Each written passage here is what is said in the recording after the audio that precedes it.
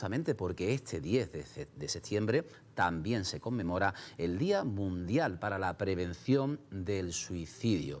Y bueno, se celebra anualmente y organizado por la Asociación Internacional para la Prevención del Suicidio y avalado también por la Organización Mundial de la Salud. El evento centra la atención en el tema, reduce el estigma y crea conciencia entre las organizaciones, el gobierno y el público, dando un mensaje singular de que el suicidio se puede prevenir. El lema del Día Mundial de la Prevención del Suicidio desde 2024 a 2026 es cambiar la narrativa.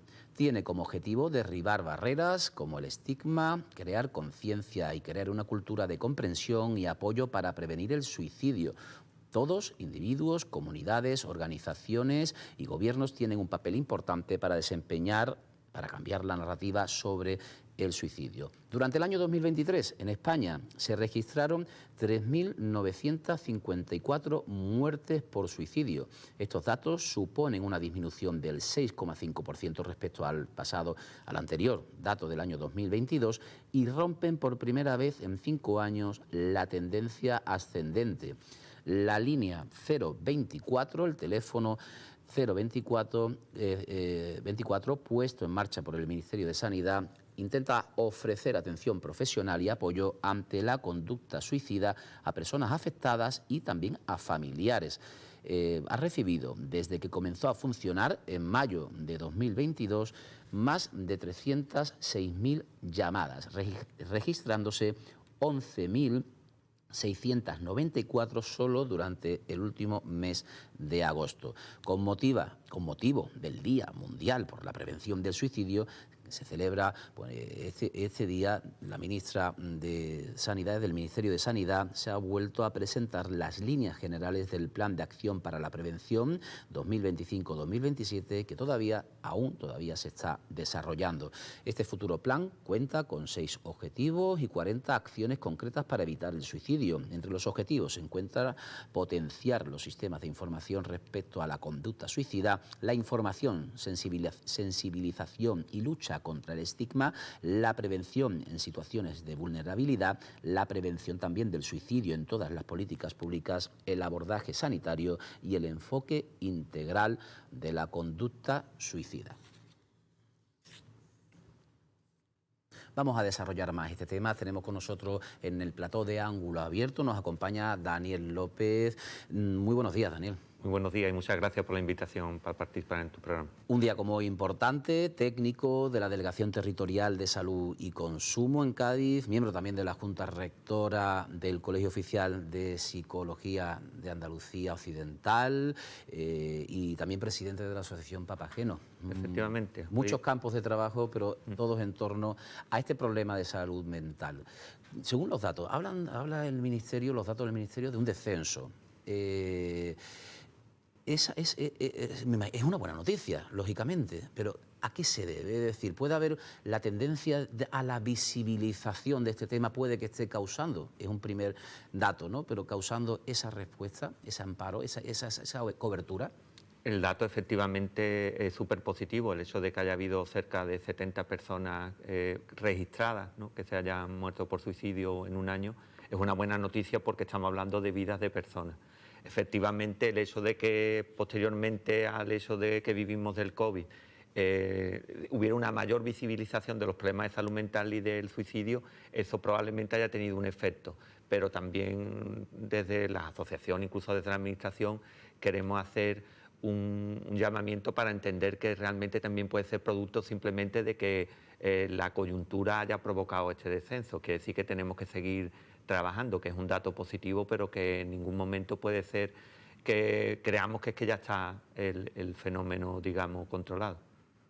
Claro, y hablamos de distintas cuestiones, hablamos de salud mental, lógicamente, pero hablamos también de una cobertura tanto social en el entorno de la persona, pero también a nivel público también. En ese aspecto, mira que desde la pandemia se está hablando de salud mental, no sé si se ha mejorado mucho la asistencia desde la administración pública. Hoy realmente es un día importante, porque de hecho ayer anunciaron la aparición de este plan de acción 2025-2027, que era realmente Una de las grandes reivindicaciones que había desde el movimiento asociativo eran dos: la creación del número 024, que ya se hizo hace un par de años, y también entonces estamos hablando de que realmente hay un esfuerzo. Aquí en Andalucía, por ejemplo, el año pasado ya se creó la estrategia de prevención de la conducta suicida, e incluso desde los centros escolares también hay un plan específico. Quiere decir que estamos avanzando, pero evidentemente la maquinaria,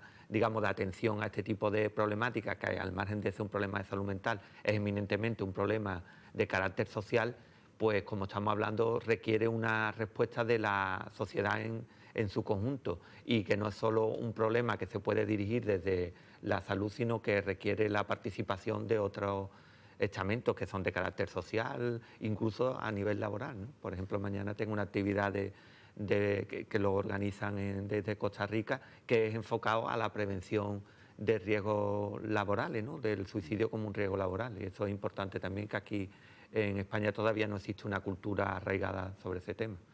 Afecta a todo. Cuando hay una, hemos dicho y repetimos, la línea 024, el teléfono del Ministerio de Sanidad, que ha puesto en funcionamiento justamente con la intención de dar asistencia tanto a personas con tendencia suicida como a familiares también.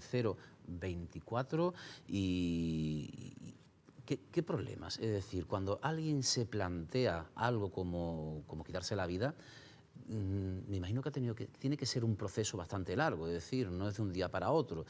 Ahí hay una disociación, hay una falta de conexión, ¿no? de ver las alertas con anterioridad. Realmente el suicidio es un fenómeno súper complejo, ¿no? La persona que se plantea en suicidarse, aunque nosotros hablamos de que el suicidio es uno, cada persona tiene una motivación totalmente diferente. Lo que les une, sobre todo, por lo menos desde mi experiencia profesional, es la desesperanza, que en muchos casos se habla de depresión, pero yo creo que va más allá, ¿no? Porque no todas las personas que se suicidan tienen un problema de salud mental, ¿no? La desesperanza es un sentimiento que hace que piensen negativamente del futuro, de ti mismo y de los demás, que provoca en algunos casos depresión y que puede en otros casos llevar incluso directamente a una conducta suicida. Normalmente es un proceso largo, exceptuando para personas que por ciertos trastornos pueden ser más impulsivas o más de carácter agresivo, pero realmente es un proceso, y realmente lo que nosotros hablamos, tanto desde la Administración como desde las asociaciones, como desde el Colegio de Psicología, lo importante que es detectar las señales, ¿no? Es un proceso de alfabetización en suicidio, es de conocer cómo detectar que una persona puede estar en riesgo y cuáles son los recursos o la ayuda que se le puede prestar, ¿no? Porque estamos hablando en principio también de una prevención que se puede hacer desde la familia o desde su entorno social. Claro, muchas veces, y uno de los objetivos del plan que está intentando poner en marcha el Ministerio de Sanidad es ese: potenciar los sistemas de información respecto a la conducta suicida. Desconocemos perfectamente, o sea, desconocemos cómo identificarlo, ¿no? Hasta este año nosotros sabíamos las cifras de hacía 2. O sea, es la segunda vez que se facilitan datos provisionales del año anterior. Quiere decir que estamos trabajando con 2 años de retraso. Y luego las variables que se publican alrededor del suicidio todavía son bastante insuficientes. No conocemos la profesión de la persona que lo hace, o incluso lo que se denomina hotspot, los sitios calientes donde la gente suele emitir estas conductas.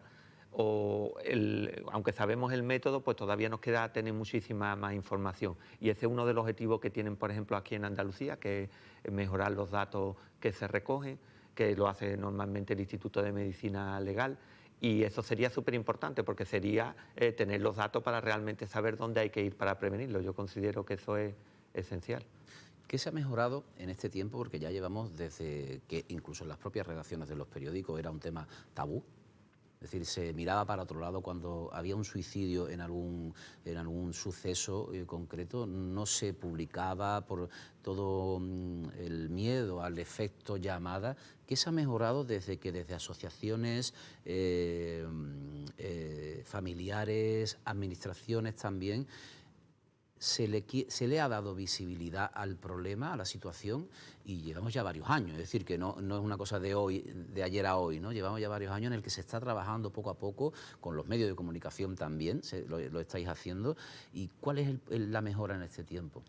Desde los medios de comunicación ha sido súper importante. De hecho, yo hace 5 o 6 años no estaría aquí, simplemente porque el código vuestro hacía que no se hablara de este tema, porque se entendía que provocaba el efecto contagio, ¿no? Ahora está demostrado que hay una forma de prevenir el efecto contagio, que es preventivo, que es, por ejemplo, lo que estamos haciendo hoy, y eso ha evolucionado enormemente. Nosotros desde hace 4 años, desde la Asociación Papageno, cada año hacemos un premio para mejorar las buenas prácticas desde los medios de comunicación. Este año se va a hacer en Alcalá la Real, en Jaén, que es un pueblo que tiene una alta tasa de suicidio y que se ha enfrentado a ese problema de forma frontal. Y el año pasado lo hicimos a través también del Colegio de Psicología de Andalucía Occidental y se hizo aquí en Cádiz.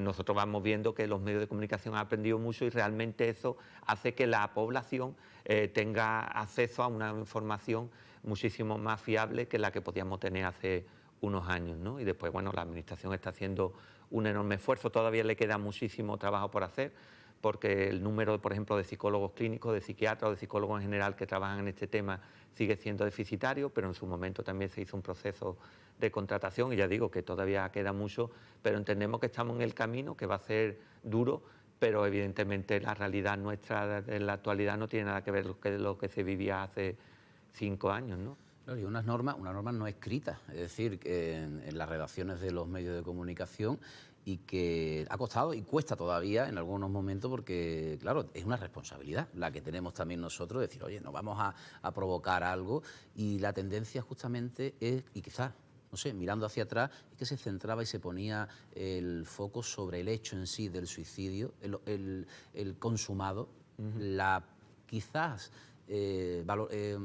visión moral de un hecho del estigma, ¿no? De no reconocer algo como si fuera algo, una losa, ¿no? Sobre la propia familia, y se ha cambiado la mirada a lo que decías antes, la prevención, el poder evitarlo, no llegar hasta ese punto. Los libros de estilo de los periódicos nacionales, por ejemplo El País y El Mundo, delimitaban el hecho de que no se podía hablar de suicidio, al menos que fuera una persona que tuviera relevancia social, que justamente era lo que estaba estudiado que podía provocar el suicidio, ¿no? Cuando se trata del suicidio de una persona famosa.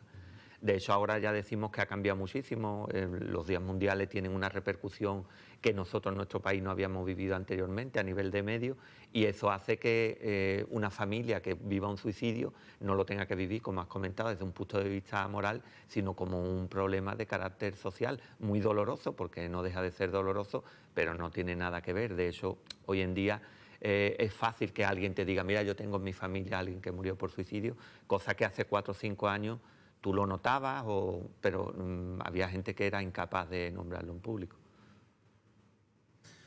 Bueno, y sobre todo decir también que eso de lo que no se habla no existe, ¿no? Es decir, en esa línea también de si no se habla, bueno, pues, y los datos, bueno, estamos diciendo que en 2023 fueron casi 4.000, 3.954 las personas que se quitaron la vida, muertes por suicidio en España. Es decir, que, como decimos, ha descendido un 6,5%.